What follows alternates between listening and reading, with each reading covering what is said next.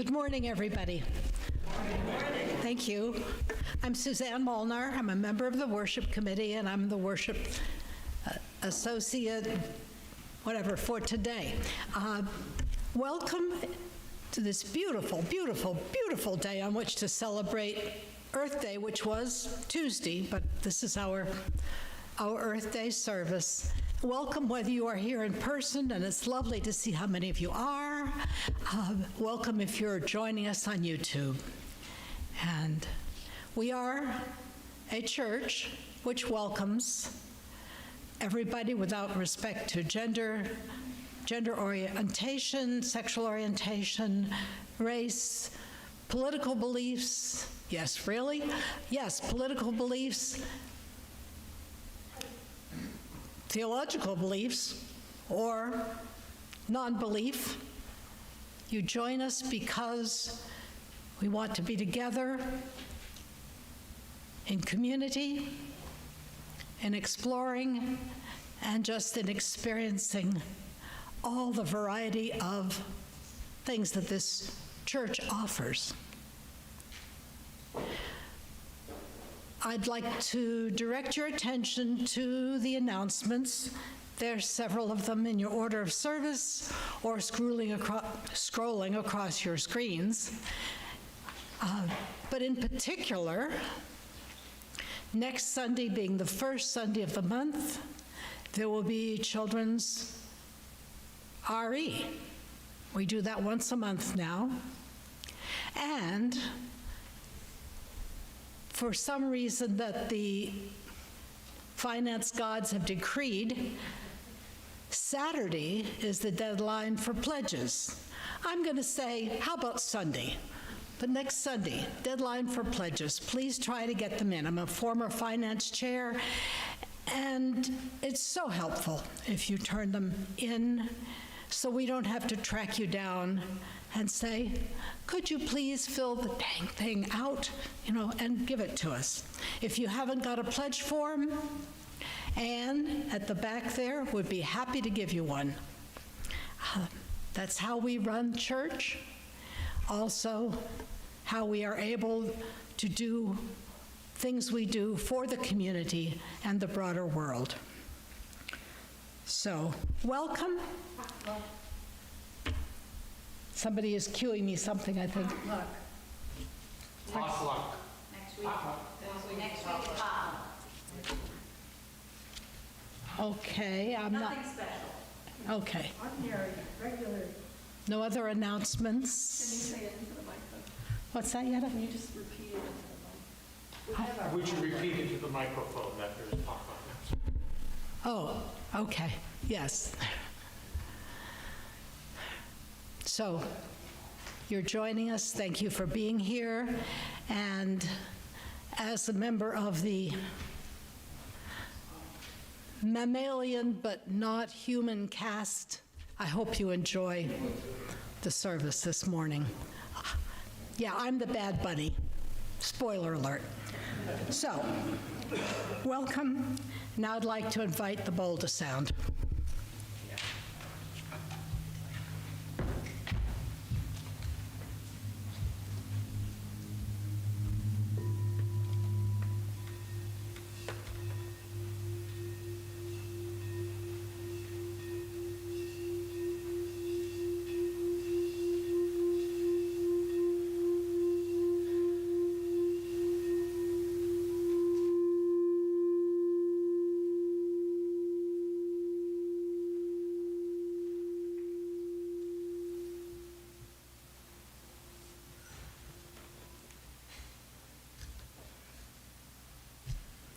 And Ellen, the authoress of our play, by the way, and director. That was the hard part, wasn't it? Writing it's one thing. Getting people to do what we're supposed to do, that was tough. Anyway, she is going to light the candles for us.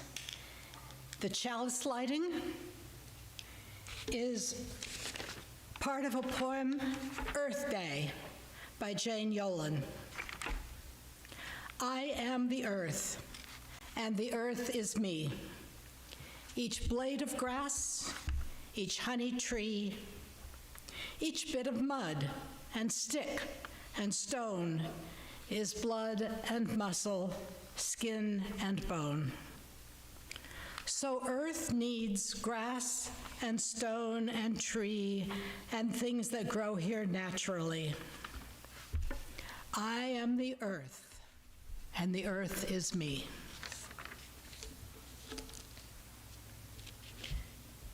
Our 2 community candles today, which Ellen will light, we always light one for concerns or sadnesses, and one for hope, joy, that side of life. Today they're related. Sadness, grief, that a really lovely man, and who was able to use his goodness to spread very widely. Pope Francis has died, as probably all of you know. He was the people's pope. He also was very concerned about Earth's warming and spoke about that. He was truly beloved for good reason, not just because you're supposed to, but truly beloved, a good man. The joy is that for so many years, not just the Catholic Church, but the whole world had him as a leader. And he was able to do a lot, and that's a reason for joy, that he would be chosen and that he would do all that he did. Joy.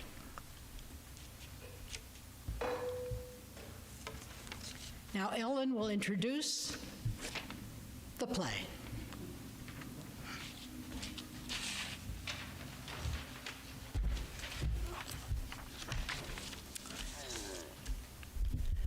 Well, yes, for any of you who have not met, I am Ellen Greenwood.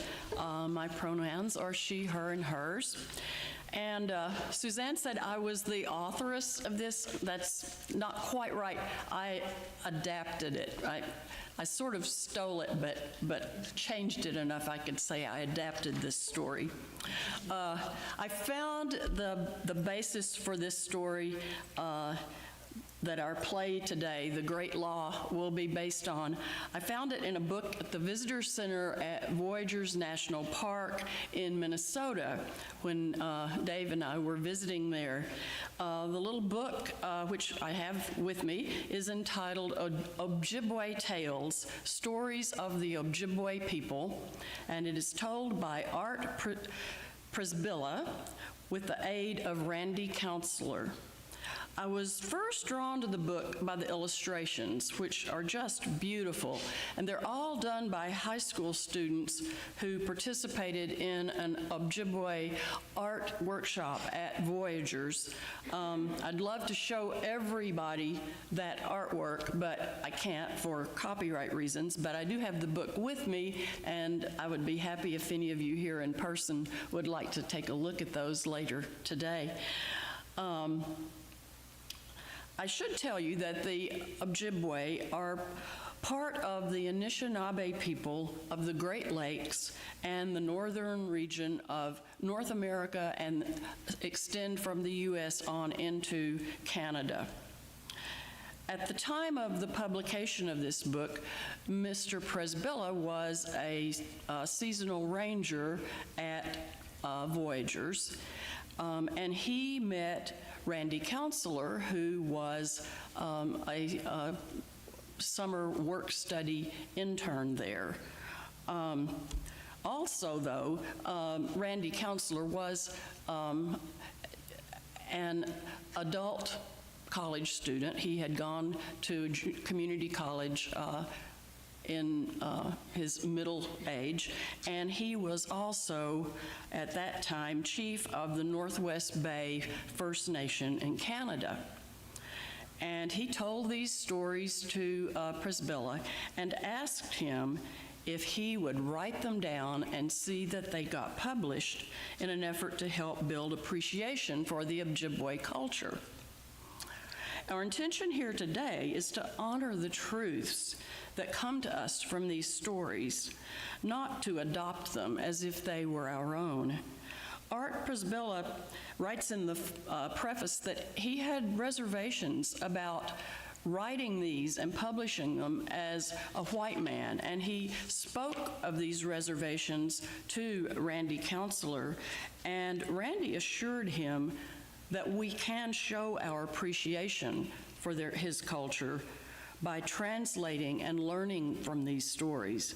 So it is in this spirit that we tell the great law here today. There are a couple of times in our story where you will hear the animals speak of the Wendigo. Now, the Wendigo, as it originates from spiritual beliefs held by indigenous peoples, is a creature who embodies selfishness. The Wendigo is generally considered a horrifying entity. Anyone who encounters a Wendigo risks being devoured or even turned into a Wendigo. Rest assured, there is no actual Wendigo in our story here today, although we will certainly see selfishness. Now, obviously, the puppet show that you see here is going to differ significantly in form from a typical Sunday morning talk. I'm not sure that Westside ever has an exactly typical Sunday morning, but it'll be different. And this presents difficulties, especially for our online participants. So I just want to start by reassuring our online people that we really value each and every one of you. And I want to apologize if, sometimes in the telling and presentation of our puppet play, if it doesn't translate really well for YouTube. We have vastly improved our techniques and our abilities through the help of our tech wizard, Brad, who really has his hands full with us, but we're working on it, and we want everyone to enjoy our story. And so if our puppeteers will come on up and take their critters, we will present the great law.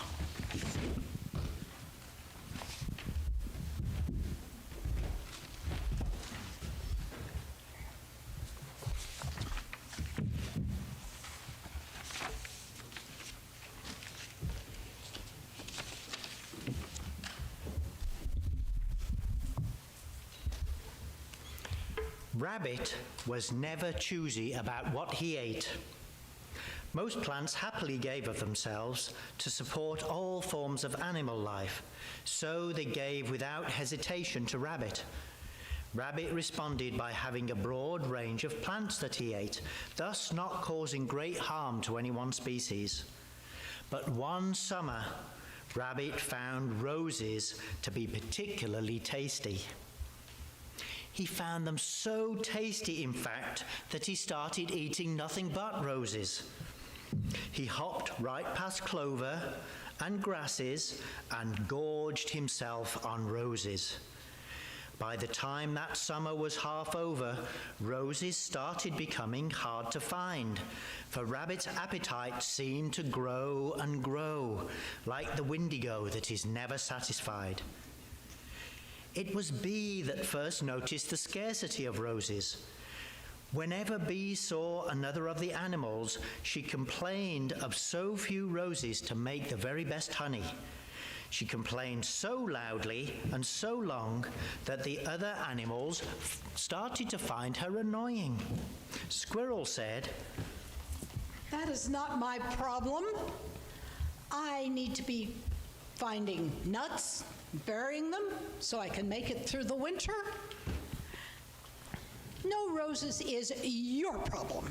Beaver exclaimed, Go tell your tale of woe to someone else. I am far too busy cutting trees and branches and carrying them to the bottom of the pond to prepare for winter. No roses is your problem. And so it was that all the animals ignored Bee's complaint. Before long, Bee could find no roses anywhere. She searched and searched, but to no avail. Then one day, she saw Hummingbird feeding on a patch of daisies. Bee cried out, Cousin Hummingbird, please tell me you have seen some roses as you have zipped and hummed from field to meadow. No, I have not, but I don't pay much attention to roses. There are so many other flowers that provide me with the energy and the nourishment that I need to make my long flights when the bad weather comes. Bee pleaded, Will you please help me? Will you use your great flying speed and endurance to search for roses? Any roses?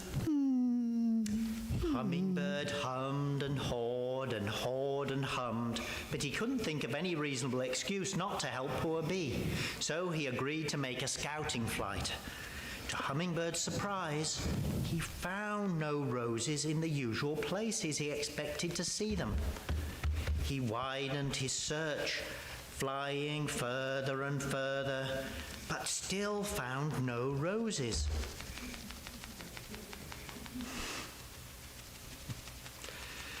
Finally, he returned to the patch of daisies where Bee was still gathering nectar. Hummingbird reported to Bee, You are right. There don't seem to be any roses anywhere. Something must be terribly wrong. Let's call for a council of the animals. and so a great council of all the animals was called.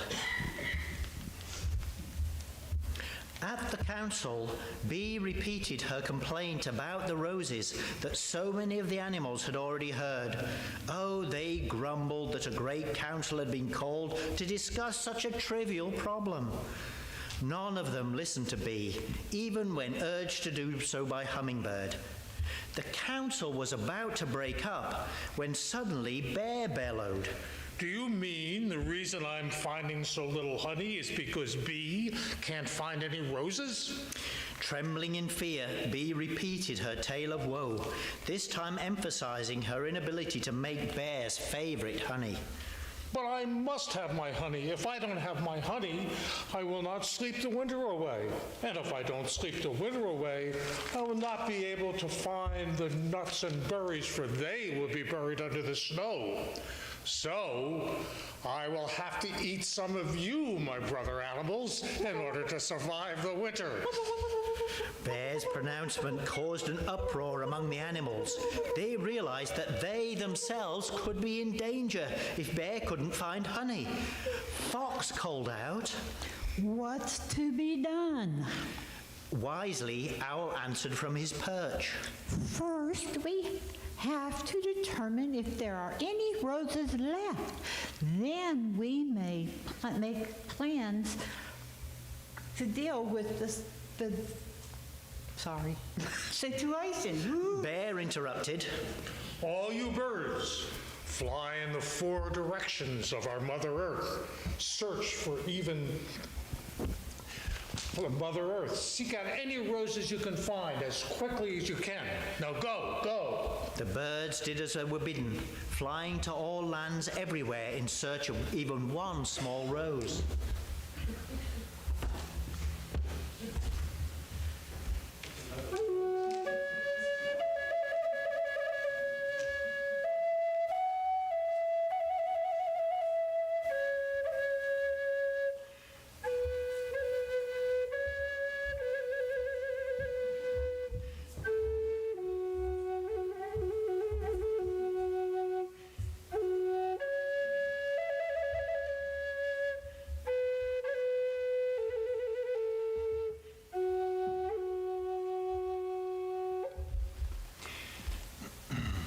After a time, they started to return, each one sadly unsuccessful.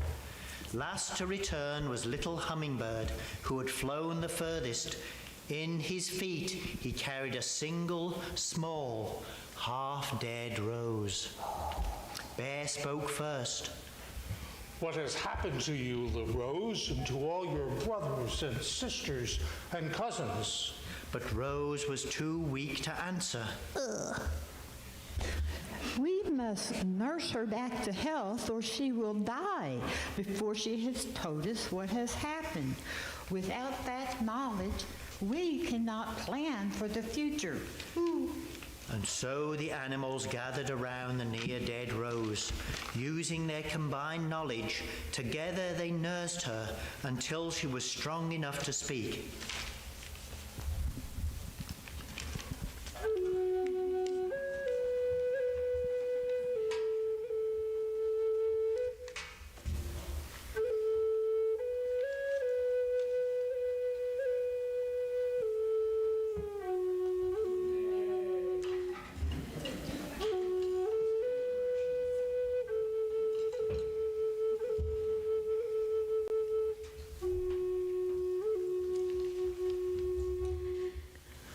Look, she's getting better. What has happened to all the roses? But Rose was too weak to answer. Owl said, But how did this happen? Bear interrupting Owl there. How did this happen? What has caused this great catastrophe? Well, let me tell you about the roses first. They're all dead. They're all gone. And they were all eaten. All eaten? Who? What Wendigo, with his voracious appetite, ate a whole race of harmless flowers? It was Rabbit who ate them.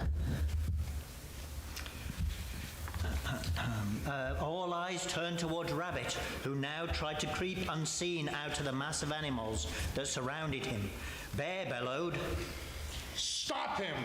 Bring him to me! In an instant, the animals roughly grabbed Rabbit and passed him to Bear. Bear grabbed Rabbit by the ears, giving them a great yank and stretching them out. Then, while holding Rabbit off the ground by his ever-stretching ears, Bear smashed Rabbit in the mouth, splitting his upper lip. As he threw Rabbit back into the angry crowd, Bear roared, Kill him! Rose softly, Don't kill Rabbit. Who said that? Rose, I did. But why? Rabbit has eaten all of your brothers and sisters and cousins. Why should we not kill him? Rose spoke more strongly. Because it was not his fault alone. It was the fault of all of you. How can that be? Rose, Bee tried to tell you what was happening, but no one would listen.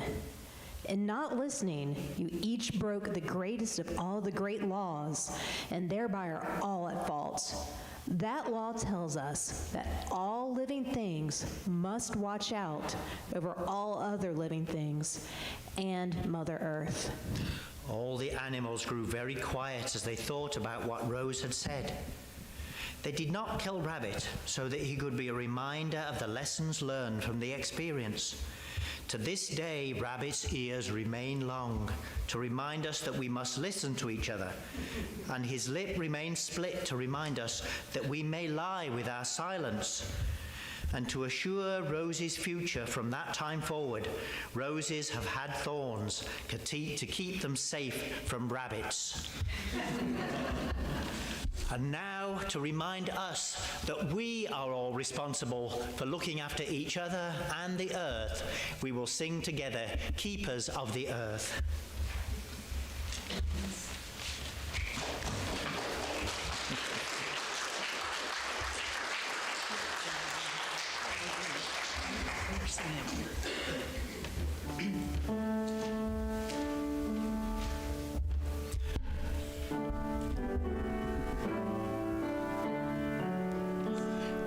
We are blessed by every forest, every river makes us whole with its riches and its beauty. Every river feeds us soul, and we are called as keepers of the earth. We are called to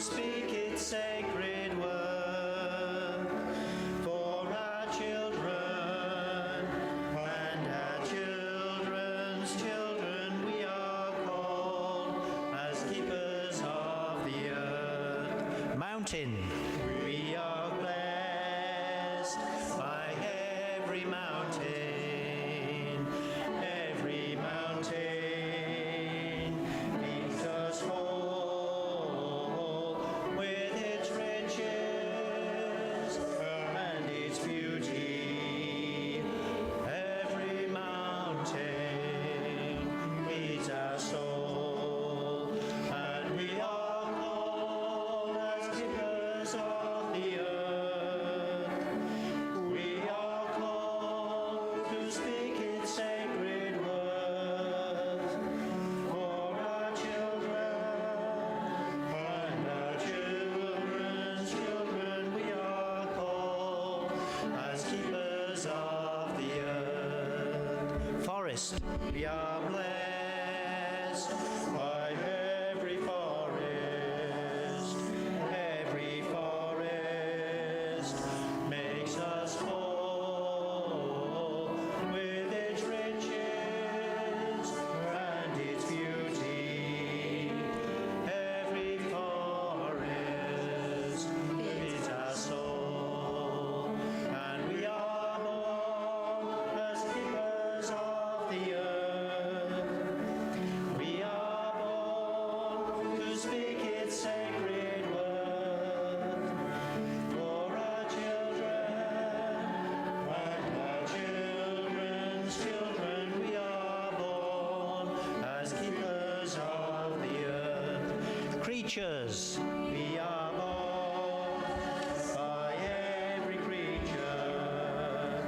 Every creature makes us whole with its riches and its beauty. Every creature feeds our soul, and we are born as keepers of the earth. We are born to speak its sacred word for our children and our children's children. We are born as keepers of the earth.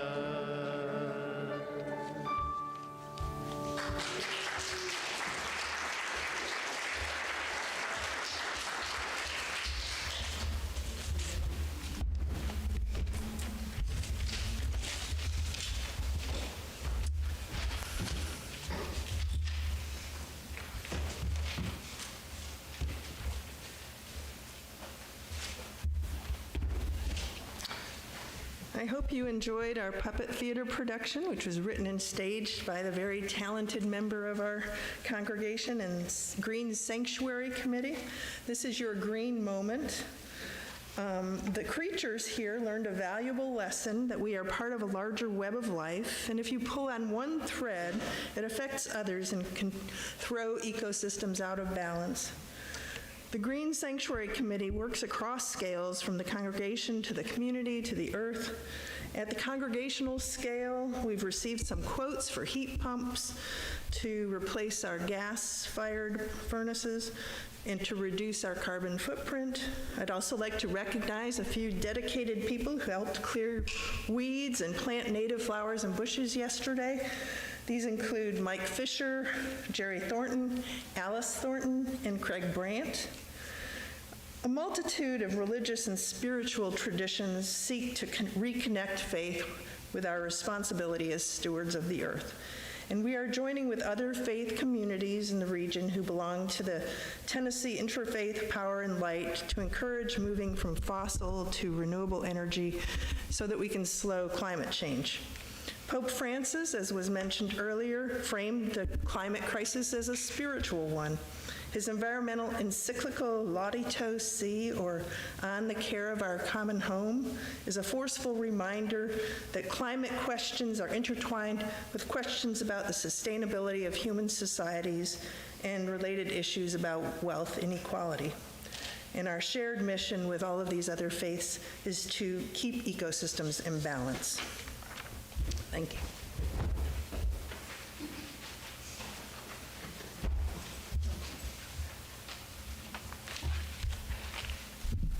And thank you, Yetta, for that. Yetta is the chair of our Green Sanctuary Committee and keeps us all on our toes. So I'd like to say a big thank you to all the puppeteers and everybody who helped to bring our little puppet show together.